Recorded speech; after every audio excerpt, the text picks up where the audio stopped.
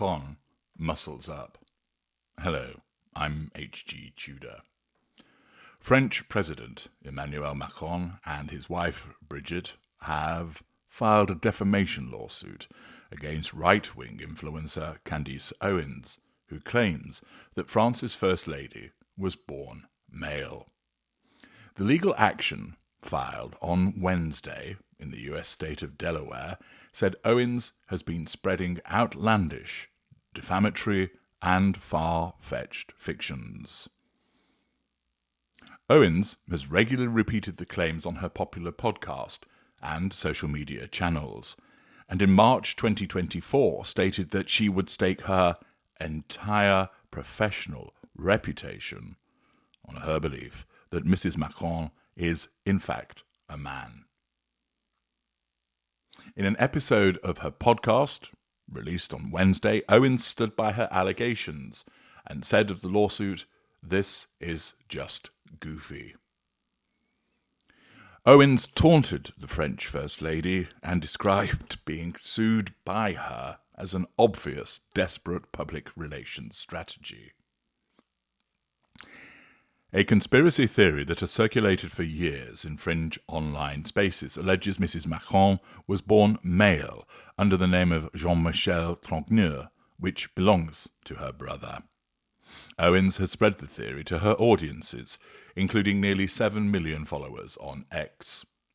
Earlier this year, she released a video series titled Becoming Brigitte.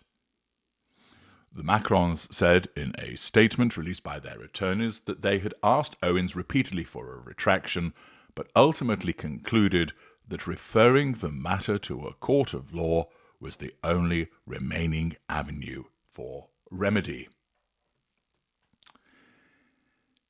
Ms. Owens' campaign of defamation was plainly designed to harass and cause pain to us and our families, and to garner attention and notoriety. We gave her every opportunity to back away from these claims, but she refused. The lawsuit alleges Owens disregarded all credible evidence disproving her claim in favour of platforming known conspiracy theorists and proven defamers. It also accuses Owens of falsely alleging the French president and his wife are blood relatives, and that Emmanuel Macron was installed in office by a secret CIA plot.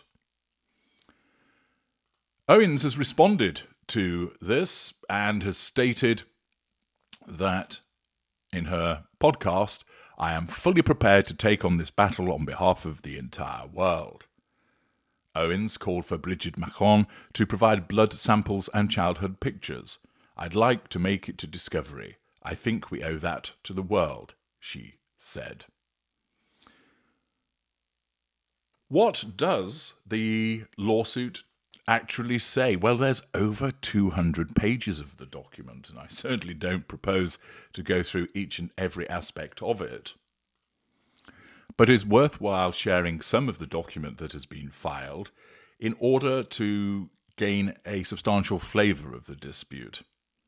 The plaintiffs are Emmanuel and Brigitte Macron, and the defendants are Candace Owens, Candace Owens LLC, and George Tom Incorporated.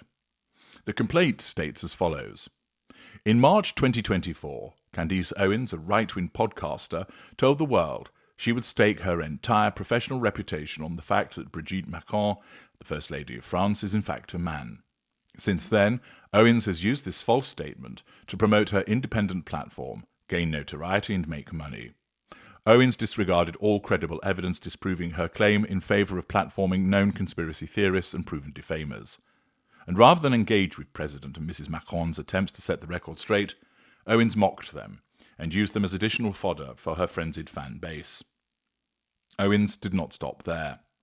Retaliating against the Macrons for the audacity of sending her a retraction demand, Owens helmed an 8-part podcast series entitled Becoming Brigitte, the series, and accompanying X posts.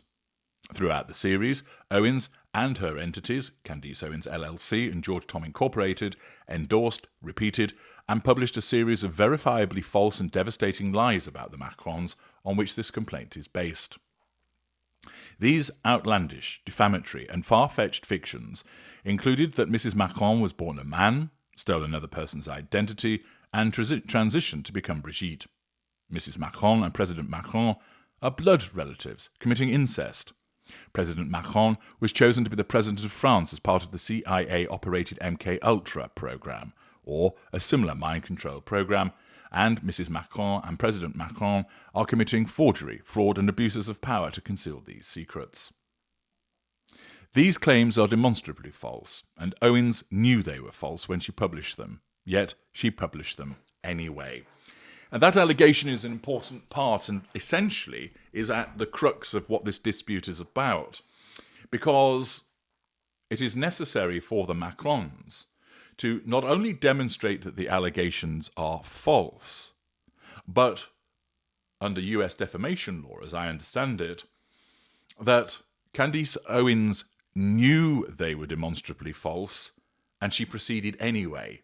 In other words, she acted with malice.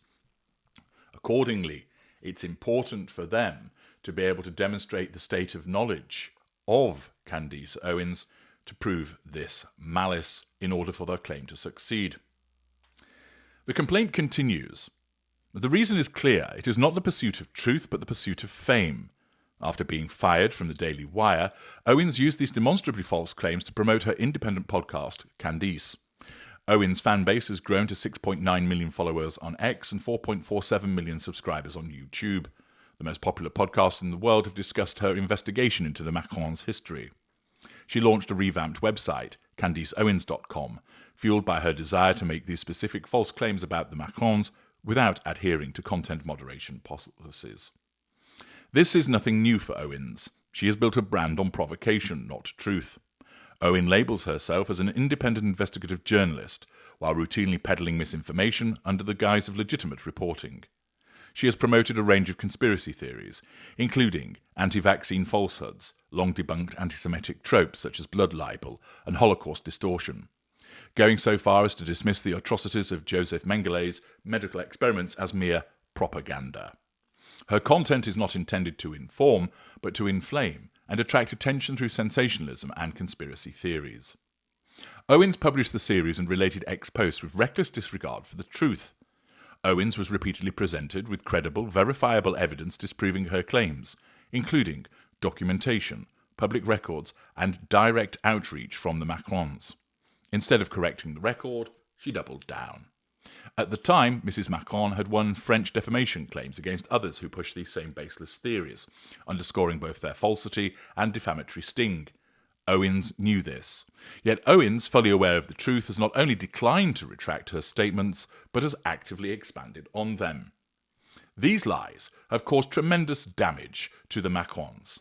Defendants have subjected the Macrons to a campaign of global humiliation. I think that should read plaintiffs, turning their lives into fodder for... I beg your pardon, it should be defendants, that's right. Lies have caused tremendous damage to the Macrons. Defendants have subjected the Macrons to a campaign of global humiliation, turning their lives into fodder for profit-driven lies. Owens has dissected their appearance, their marriage, their friends, their family, and their personal history, twisting it all into a grotesque narrative designed to inflame and degrade. The result is relentless bullying on a worldwide scale. Every time the Macrons leave their home, they do so knowing that countless people have heard, and many believe, these vile fabrications. It is invasive, dehumanizing, and deeply unjust. Faced with this relentless and unjustified smear campaign, the Macrons are left with no choice but to seek relief through this court to set the record straight, prevent further harm, and hold defendants accountable for their conduct. It is a substantial pleading running to 219 pages, going into considerable detail with regard to what has been alleged, the fabrications, demonstrating the evidence in support of the claims that the Macrons are making in order to demonstrate defamation, and that the claims were published with actual malice, that is, with the knowledge that they were false, or with reckless disregard for the truth. Accordingly, the legal action is now on foot, and undoubtedly there will be more to follow. Now, the behaviour of Candace Owens certainly bears scrutiny at another juncture, but that's not the purpose of this video. She's not under scrutiny here. Instead, we're looking at why would a greater narcissist such as Emmanuel Macron muscle up in this way. It is a trite observation that when you're famous, you have to put up with the brickbats as well as the bouquets.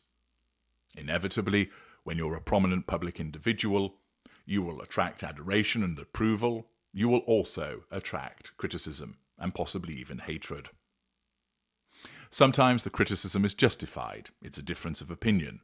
In other instances, it is baseless, and many public figures have to put up with ridiculous theories propounded about them from individuals that either have a grudge, are seeing things through a skewed perspective, and indeed in instances where they're plagued by the alternative perspective of certain narcissists.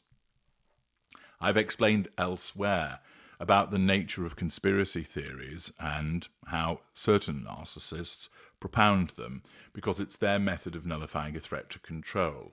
But I'm not going to repeat all of that here. The point is, when you're famous, or in some instances infamous, it goes with the territory that you're going to have people criticizing you. Ordinarily, it would be the case that a greater would adopt this approach. These are but mere beetles, scurrying around at the foot of the edifice of the greater that I am. They are insignificant. I am the mighty, insert name here. I am a colossus striding the world. I am important. I matter. These are just inconsequential proles, scurrying around, mired in their own filth, flinging it at me. Accordingly, in many instances, the greater narcissist, as a consequence of having other matters to focus on, because they have busy and full lives, and not wanting to give such individuals the satisfaction of a response, invariably ignore them.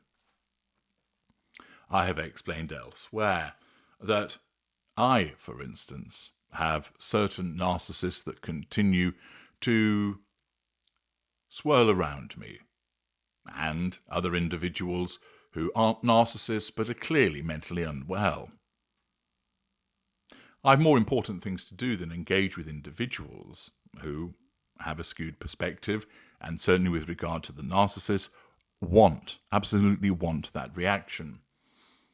And therefore, practicing what I preach, you ignore them.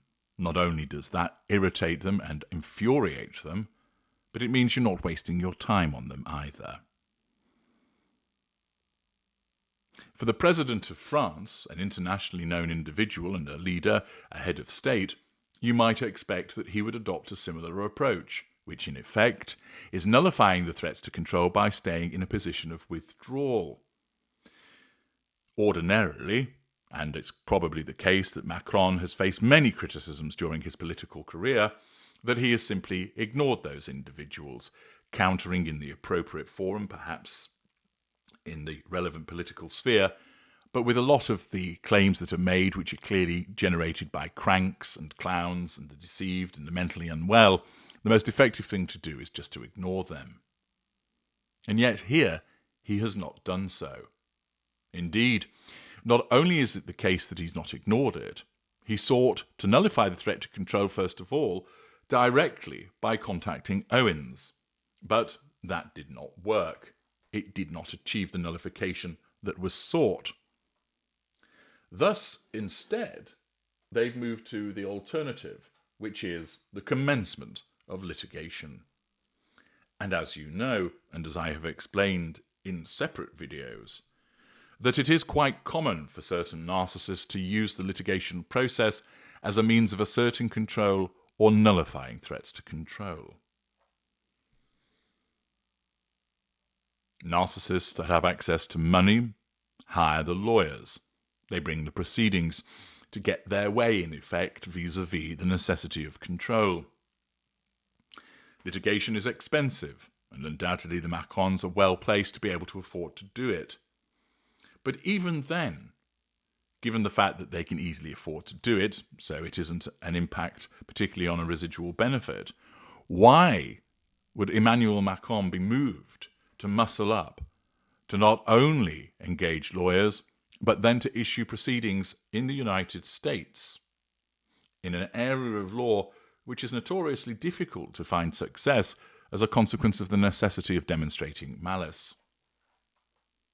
Well, it may well be that he's been advised by lawyers that he has a better than even chance of success, that on the balance of probabilities, success is going to come his way. And as a consequence of that, this is why he has proceeded. But what other reasons might there be for why the Greater Narcissist would decide to muscle up and engage in this litigation when ordinarily the most effective method is to simply ignore it? Well, first of all, there is the issue of reach. As mentioned earlier, Candace Owens has millions of followers.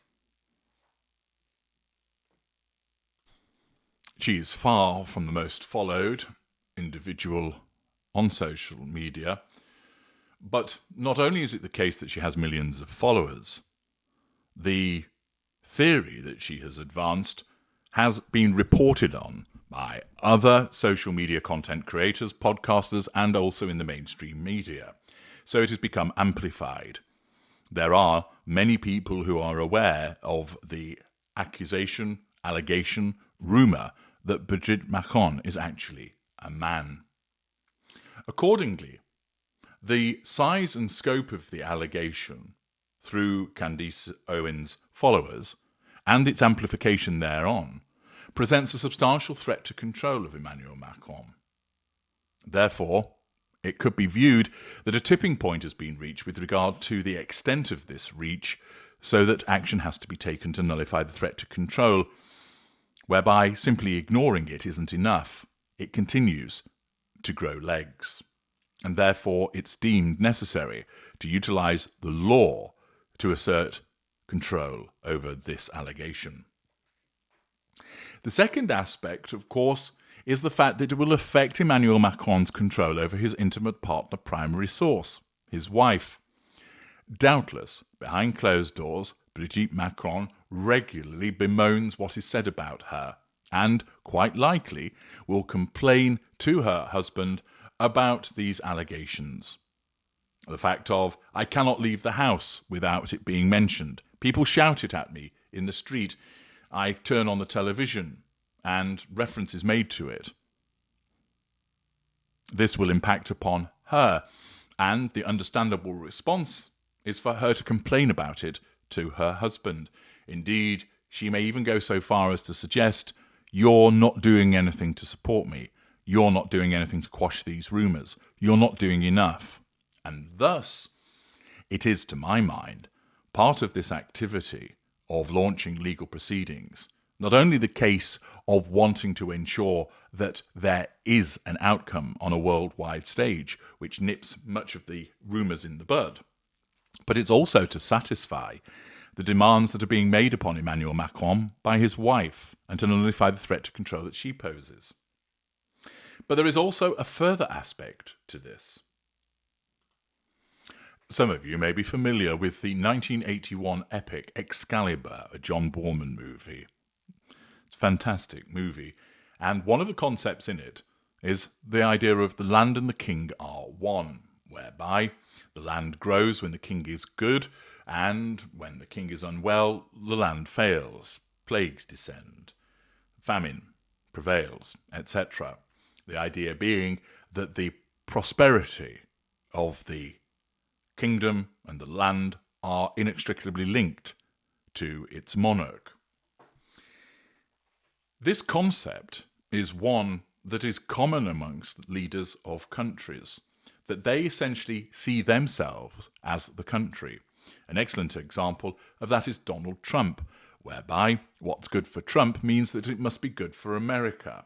When he says, make America great again, what he's basically saying is, I'm going to be great again, therefore the country will be. The country is an extension of me. And in essence, the narcissism of Emmanuel Macron causes him to regard this as not just an attack upon him and his wife, but an attack upon France.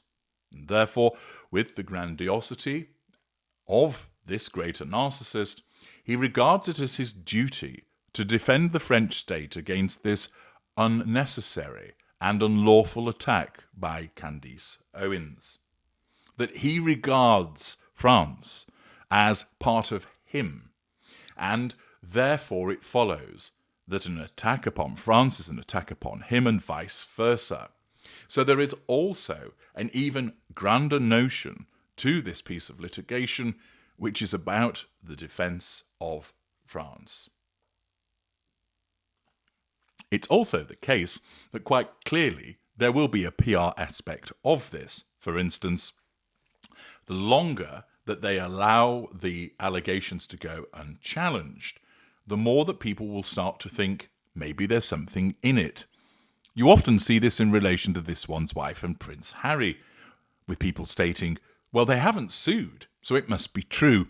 That's not exactly the most soundest of logic to rely upon, because there are plenty of reasons why somebody might not sue in relation to an allegation that's quite clearly false.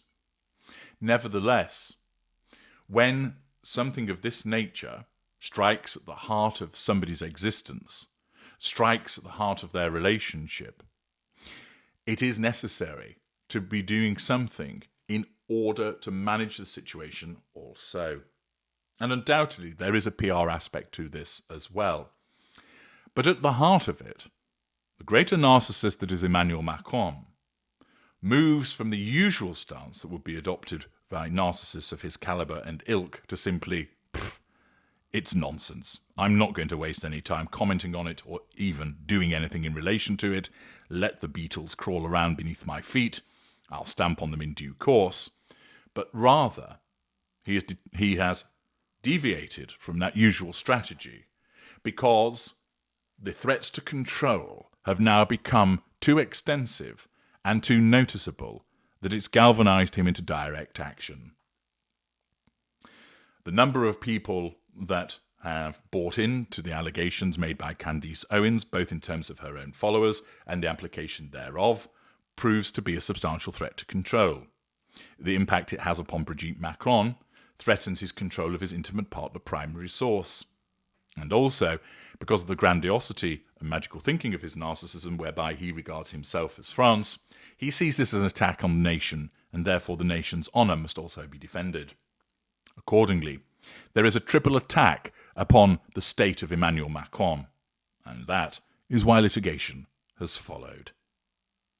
A clear but expensive attempt to nullify the threat to control posed by Candace Owens and her allegations. I'm H.G. Tudor. Thank you for listening.